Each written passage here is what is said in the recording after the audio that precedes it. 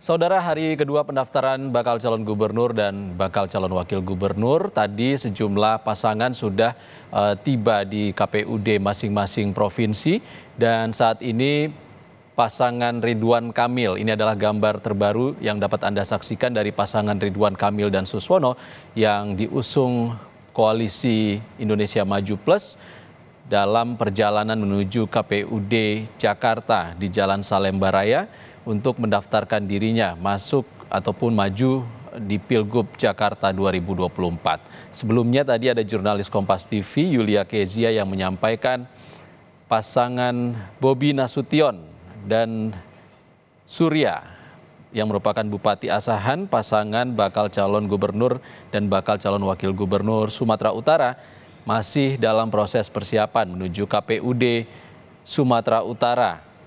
Dan Kezia menyampaikan persiapan di sana sudah siap untuk menyambut bakal calon gubernur dan bakal calon wakil gubernur Bobi dan juga Surya. Tadi sebelumnya juga ada pasangan Airin Rahmidiani dan juga Ade Sumardi, pasangan bakal calon gubernur, bakal calon wakil gubernur Provinsi Banten yang sudah tiba di KPUD Banten sekitar pukul 13.30 siang tadi untuk mendaftarkan diri dalam Pilgub Banten 2024. Kita masih membahas proses pendaftaran dan bagaimana peta politik jelang pilkada ini bersama dengan Direktur Eksekutif Lingkar Madani, Ray Rangkuti.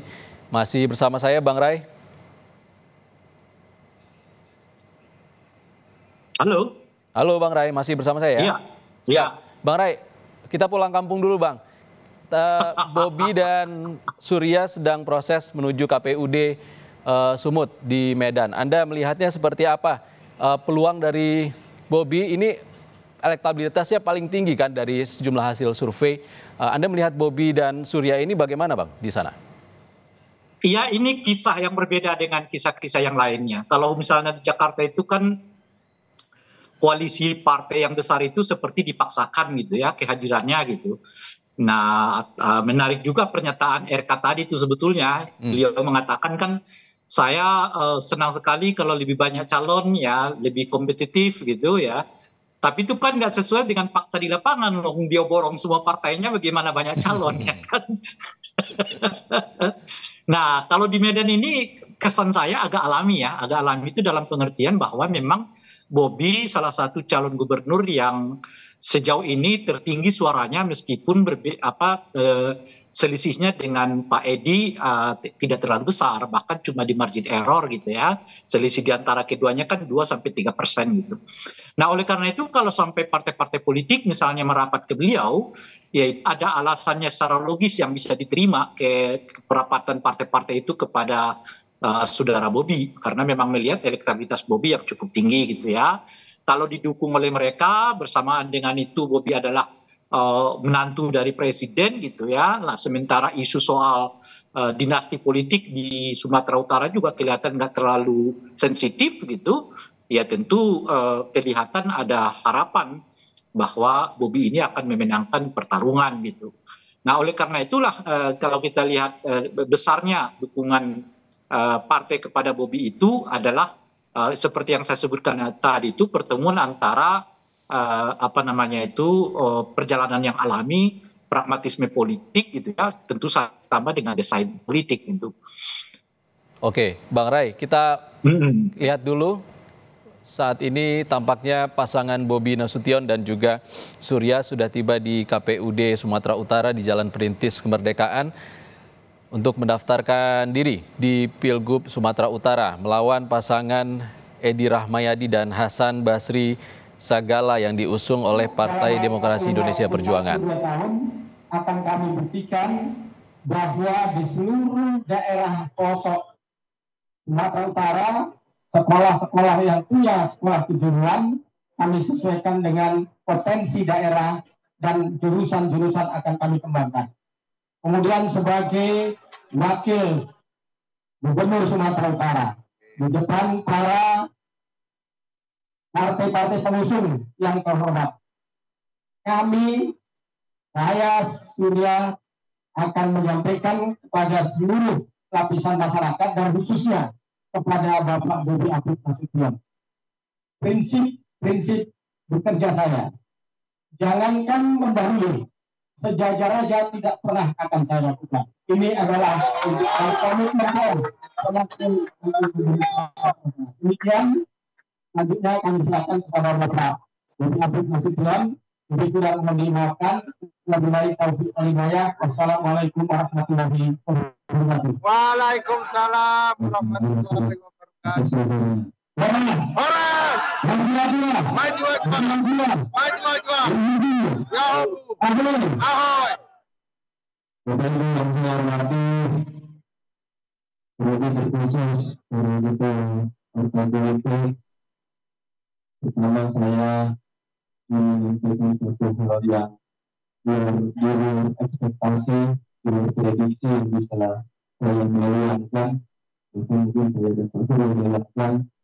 Alhamdulillah hari ini kami berdiri, saya dan Pak Surya berdiri, diapit oleh ketua partai politik yang hari ini mengantarkan kami, saya akan mengantarkan kami sebentar lagi ke KPU Sumatera Utara. Saya yang luar biasa. Oke, kita masih dengan Bang Ray Rangkuti. Bang Ray, singkat saja Bang, bagaimana Anda melihat peta di Sumatera Utara, peluang dari masing-masing pasangan ini, Bobi dan Surya dan Edi Hasan Basri? Kalau kita berbicara soal kapasitas, saya kira mereka jelas terlihat dari elektabilitas keduanya itu berbagi ya, 50-50 di antara keduanya gitu ya. Dan tentu kalau dari aspek usia ya Bobi tentu jauh lebih unggul. Mungkin oleh karena itu kedekatannya dengan Gen Z dan pemilih milenial mungkin sedikit lebih unggul berbanding dengan Pak Edi ya. Tapi juga kalau dilihat dari aspek pendukung partai, tentu pendukung partainya Bobi ini jauh lebih banyak gitu. Nah saya kira pemilihnya Pak Edi itu berkisar di perkotaan tuh. Ya kan, khususnya di masyarakat Melayu gitu ya, mungkin itu adalah Medan, Tebing, Siantar, sedikit mungkin Rantau Prapat ya, lalu Pematang Siantar dan seterusnya itu. Tapi kalau udah masuk ke arah selatan ya, itu kemungkinan besarnya itu justru diambil oleh Bobi Nasution gitu ya, karena ada keterkaitan emosional dengan daerah selatan ini gitu ya.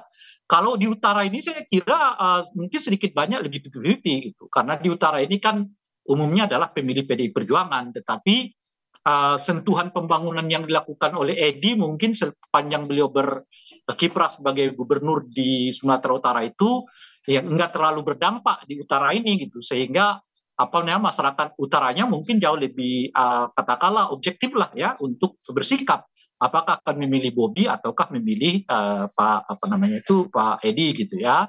Nah jadi kalau dilihat dari konteks ini semua ya persaingan di kota ini memang di Sumut ini boleh disebut juga agak ketat ya.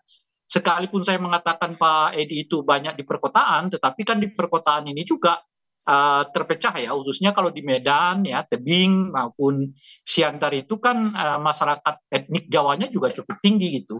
Nah pertanyaannya kira-kira kemana nih etnik Jawanya akan melabuhkan suara? Kalau dulu kan pada pilkada sebelumnya ya mereka ke Pak Edi Rahmayadi karena lebih mendekatkan diri kepada kedekatan religiusitas gitu ya dibandingkan dengan kedekatan etnik yang saat itu ada Jarod dari PDI Perjuangan gitu. Jadi kalau dilihat dari itu boleh jadi masyarakat Jawanya ya atau etnik Jawa yang ada di Sumatera Utara itu akan banyak ya bergabung dengan Bobi Nasution juga gitu. Nah dari aspek ini sih saya kira sedikit lebih lebih kompetitif ya, agak bersaing betul ini antara Bobi dengan Pak Rahmayadi gitu ya, meskipun kelihatan kecenderungan mungkin ya di atas prediksi dia ini berdasarkan prediksi yang kita sebutkan itu dia mungkin sedikit Bobi jauh lebih diuntungkan. Nah salah satu-satunya barrier dari dari Bobi ini saya kira cuman karena dia mantunya Pak Jokowi, sementara Pak Jokowi ini ya relatif tidak terlalu disukai oleh masyarakat Sumatera Utara secara umumnya, baik yang berada di perkotaan maupun di pedesaan gitu, umumnya yang berada di daerah apa namanya yang kita sebutkan tadi perkotaan Medan ya, Pematang Siantar ya, lalu Siantar, kemudian Tebing ya, Binjai, macam-macam itu. Yang etniknya umumnya ada di dalamnya itu adalah apa namanya Melayu gitu dan Selatan gitu. Nah, cuma keuntungan Bobi ini meskipun di selatan Pak Jokowinya tidak mendapatkan simpati yang kuat gitu, yang besar gitu, malah cenderung sangat rendah gitu. Tapi karena dia sendiri berasal dari selatan, saya kira itu akan tertutup gitu. Misalnya kalau saya baca-baca ya, saya lihat, saya perhatikan asosiasi-asosiasi marga di sana misalnya hampir seluruhnya sudah mendeklarasikan dukungan kepada Bobi. Apakah itu marga Nasution tentu saja karena sama-sama Nasution, mungkin juga marga-marga yang lain gitu. Dan saya kira ya pengaruh marga ini tetap menjadi salah satu faktor ya di Sumut itu untuk diperhatikan oleh para kandidat gitu. Nah, lebih-lebih khususnya kepada masyarakat selatan ya. Ini semacam nostalgia bagi mereka karena setelah Pak Kaharudin Nasution ya relatif Gubernur Sumatera Utara itu baru kali ini ada kembali calon jatang dari wilayah selatan gitu ya. Sebelumnya ada Marga Nasution seingat saya ya. Sebelumnya itu juga seingat saya dulu ada Marga Rangkuti ya. Saya agak lupa persisnya gitu. Nah, ini kali pertama lagi calon gubernur itu berasal dari wilayah selatan gitu, sehingga oleh saya ya terbayang oleh saya itu bahwa mereka nggak simpati dengan Pak Jokowi ya gitu, tetapi belum tentu mereka tidak simpati dengan Bobi gitu. 2021 lalu pandemi, Bobi Nasution dan juga Edi Rahmayadi juga punya kisah yang sangat lumayan panas ya Bang Ray ya, tapi kita nggak bahas itu sekarang, nanti saja kita membahasnya. Terima kasih Ray Rangkuti, Direktur Eksekutif Lingkar Madani sudah berbagi pandangan bersama kami di Breaking News Kompas TV. Saudara, Breaking News Kompas TV kami tutup sejenak, kami akan lanjutkan informasi pendaftaran Pilkada 2024 usai jeda.